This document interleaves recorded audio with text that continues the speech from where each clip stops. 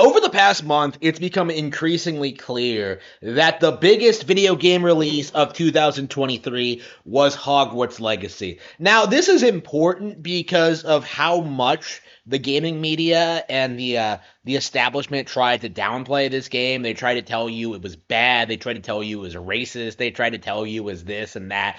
But in reality, it was quite a bit better than the games they tried to put out this year. You know, stuff like Jedi Survivor, stuff like Baldur's Gate 3, stuff like Starfield, stuff like Alan Wake 2, stuff like Spider-Man 2. You know, whatever problems Hogwarts Legacy had, it's definitely a lot better than all of that, right? So when you keep that in mind, when you take that into consideration, why exactly do we even care what game journalists say, do, or try to push onto the population? Like, why are we even listening to them? Because this happens every year. The good games, the ones that people actually like, enjoy, or play, are downplayed in favor of like agenda pushing propaganda pieces, right? Like Hogwarts Legacy was shunned because J.K. Rowling is based on like when it comes to the Troon question, and when it comes to the actual quality of the game, like that was never even taken into consideration, right? It was never even really talked about. And a lot of people are trying to create this narrative that like Hogwarts Legacy didn't have a lot of momentum behind it, that it wasn't that popular long term. But like, I'm surprised at how well it's doing on Nintendo Switch on the holiday season. You know, I know people who have bought it on Switch. I would have bought it on Switch if I wasn't like, not buying the game for personal reasons. But like, when I look at how like game journalists act about this, like it really does come off the same way they treated like Mario Wonder and Tears of the Kingdom. And I suppose I really do need to emphasize this because this is something I deeply believe and something that doesn't come up a lot because it doesn't usually happen. But like, it's not just Nintendo games that get downplayed, right? There are legitimately good games from developers like this that are just ignored by the industry. And we see this over and over and over and over again. And to me, that's a really strong indication of just how poor the video game journalism industry actually is. Where like basically every hidden gem goes ignored, right? Every game that's in the circle gets promoted and hyped up, right? Like it's crazy when you look at like something like the IGN top 100 list, like how 90% of the games on there are just crap.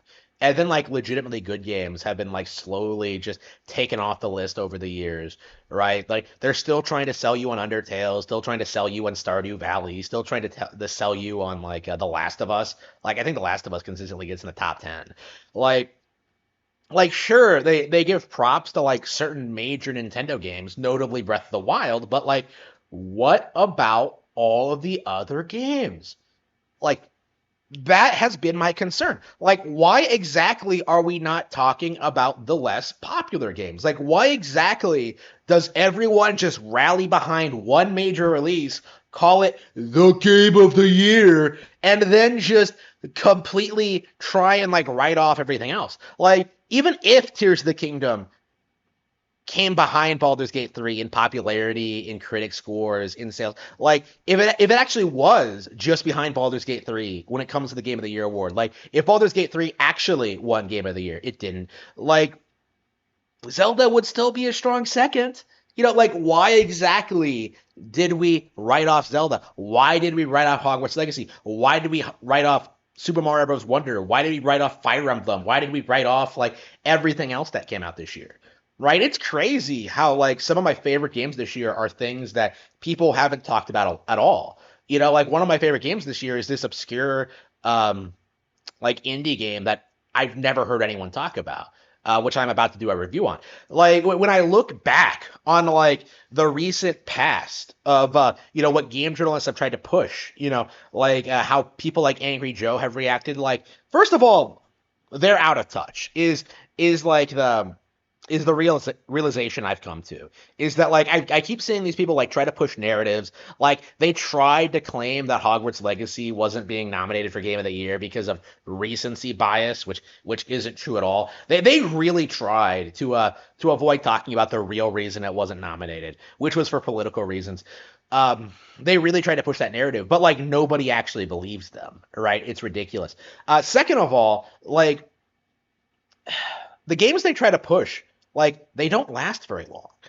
They downplay the major releases, the good stuff, and then they promote like absolute crap that nobody cares about anymore, right? Like Angry Joe is another good example where last year he like went to bat for Total Warhammer 3. He tried to tell us that like, oh, it's one of the best games of the year, way better than Mario Rabbids, yeah, da, da, da, da. Like he ranted and raved about this game that he put in his top 10. And then, like, the following year, what happened? Like, Creative Assembly completely collapses, right?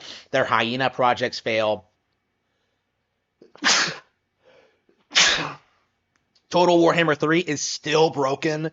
The DLC is overpriced, and like that led to a fan backlash with the IP. And like I don't know if Angry Joe is still like religiously defending the game. He hasn't really talked about it because he knows it'll make him look bad. Like he's trying to just ignore it. But like more and more, like the more I watch this guy, the more I watch people like him, I become more convinced. And I think the audience agrees with me that this guy doesn't actually play games. And that's also true for people like the completionists, people like Pro Jared, like a lot of these people are plebs. They don't know what they're talking about. And as a result of that, why exactly should we ever take their opinion on anything seriously, right? Like the Game Awards and like the journalists that composite their board of directors and things like that, like they are the Oscars, right? Like it's not even just like, oh, they're trying to be the Oscars. They're like they have the same exact problem where they're more interested in being taken seriously and pushing political narratives than they are in actually talking about good video games. And that is becoming obvious with each time you see Neil Druckmann dragged out on stage. When you see Sean Murray being told that like, oh, you saved No Man's Sky. Like every time you see them try to tell you that like Cyberpunk 2077 has been fixed. Like it's not true, but they're trying to convince you it is.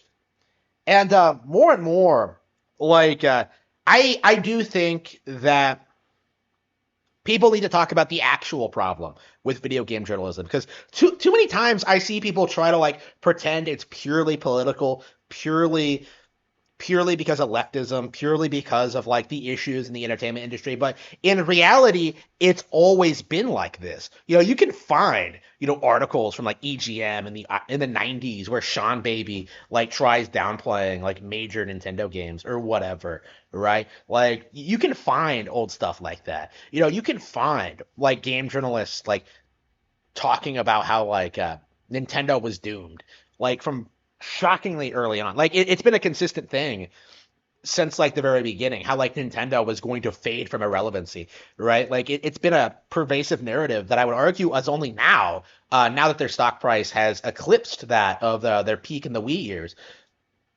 like it is starting to die off because like uh there's simply nothing that can happen to Nintendo at this point that would force them to sell or go bankrupt or like leave the console industry. It's not going to happen. But there are still a lot of people who are delusionally trying to push like the narrative that they will. Right, I'm sure Pachter is still doing his thing. I know the PC Master Race are still doing their things. I know like the average game journalist is still doing their thing. Like I just saw a Kotaku article today talking about how like 2024 is when we're going to see the next Switch. When I have been talking on this channel a lot about how that isn't actually true, right? So for me, like going into the next year, I do think that's going to be the main thing that I kind of emphasize. First of all, like completely denouncing the Game Awards. None of this crap where we like react to it live and talk about like everything they did wrong. Like they are completely unreliable. Like as of 2023, they're done. Like they're completely finished. I don't want to watch their trailers. I don't want to support their show. I don't even want to like I know like how well the show did for me, like for my live streamers and stuff like that. I don't care. Okay, like I am never supporting the Game Awards again after what they pulled this year. Secondly, like we need to talk about like the average game journalist in general. Like we need to talk about their like conflict of interest. We need to talk about like the narratives they pull, like the conspiracy against Nintendo and other companies, like Alana Pierce, right? You know, um, like I remember Angry Joe citing her as an example as to someone who got their video taken down by Nintendo for streaming Nintendo Directs, right? Like, oh, this is a thing that happens to everybody. It's not. Alana Pierce is a Sony employee, right? So there was a real conflict of interest there. And like, Nintendo had a reason to take that down, right? A good reason. But like, Angry Joe wouldn't admit to it. You know, Alana Pierce wouldn't admit to it. Like, people won't even admit that Alana Pierce is like a shill, right? Like everybody who knows who she is like a supporter of her. Like she doesn't really have that much of a reach or like is all that relevant, but she does have a YouTube channel. She is a streamer. Like she does have simps, I'm sure. Like when I look at when I look at like how this person is treated, it's just like yeah, like I don't even have to watch her content. Like it's like Grace Randolph or whatever, like the film critic. Like why would I ever watch what this person says? And you know, there are dozens of people like this with their own communities who push narratives.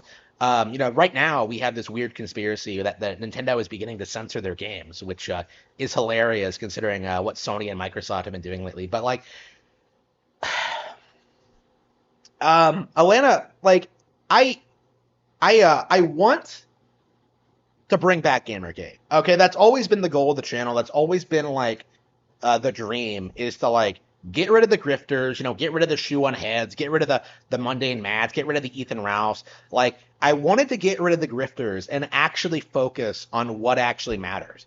Is that like the people talking about video games who are paid to talk about them don't care about them at all and are misrepresenting them for to pretend protect corporate interests, right? Like it doesn't really have anything to do with politics, but people tried to make it out to be as it was purely a leftist issue.